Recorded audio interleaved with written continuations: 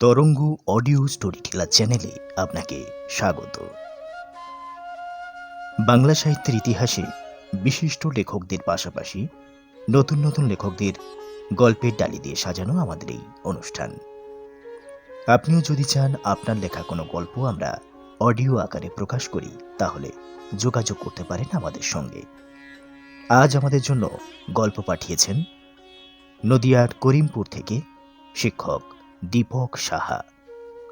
দীপক সাহার লেখা এবারের গল্প বিদায়। গল্প পাঠে আমি সুব্রত। নদিয়ার পূব সীমানায় রাজাপুর গঞ্জ এলাকা। বাসস্ট্যান্ড একটা রয়েছে, তবে ছোট। পাশেই বাজার। রাতের শেষ বাস পর্যন্ত বাজার গমগম করে। কৃষ্ণনগর থেকে আসা শেষ বাসটা স্ট্যান্ডে ঢুকল। সন্ধ্যা তখন 7:30। যাত্রীরা নামছে এক এক করে। হঠাৎ একটা জটলা। এক যাত্রীকে কন্ডাক্টর বেদম গালিগালাজ করছে। বাজারে এসেছিল প্রহ্লাদ ঘোষ, বয়স 40-এর ঘরে। এক পা দুপা করে এগিয়ে যায় প্রহ্লাদ। কাছে গিয়ে বুঝতে পারেন ভাড়া নিয়ে গণ্ডগোল। অচেনা যাত্রীটি শুধু ফ্যাল করে তাকাচ্ছে। মাথার চুল অবিন্যস্ত, ছেঁড়া জামা, পায়ে হাওয়াই চটি। দেখে মনে হয় মুখ ও বধির। পাগল নয়, তবে বোধ শক্তি কম। বয়স 20-21 হবে। প্রহ্লাদবাবু তখন ভাড়া মিটিয়ে দিয়ে ছেলেটিকে হাত ধরে ভিড়ের বাইরে নিয়ে আসেন। তারপর হেঁটে সোজা বাড়ির পথ ধরেন। সঙ্গে চলে ছেলেটিও।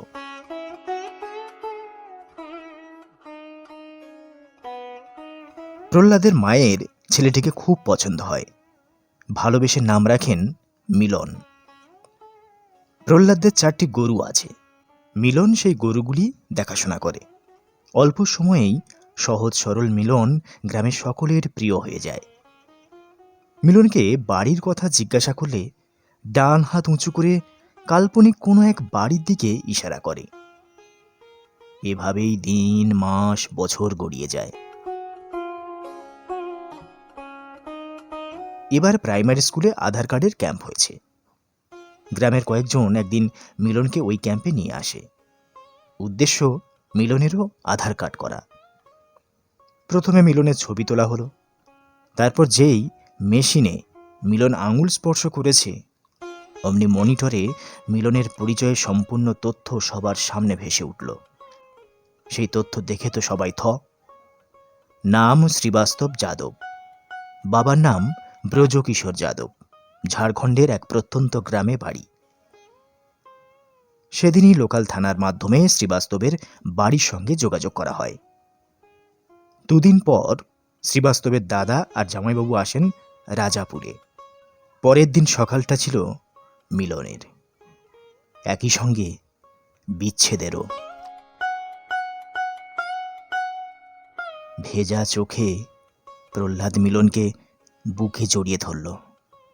মিলনের বুক ফাটা কান্নায় ভারী হয়ে উঠল পরিবেশ। গ্রামের তখন সকলের চোখে জল। দাদা জামাইবাবুর সঙ্গে গাড়িতে উঠে বসে মিলন।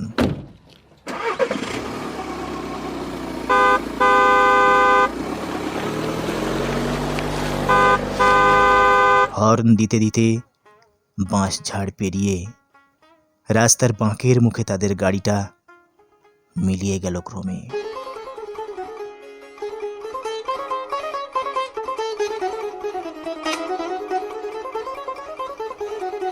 শেষ হলো আজকের গল্প বিদায়। রচনা দীপক সাহা। গল্প পাঠে সুব্রত। আমাদের গল্পগুলি যদি আপনাদের ভালো লেগে থাকে, তাহলে তরঙ্গ অডিও স্টোরি টেলার চ্যানেলটি লাইক, শেয়ার ও সাবস্ক্রাইব করতে ভুলবেন না। আপনার মূল্যবান মতামত কমেন্টের মাধ্যমে জানাতে পারেন।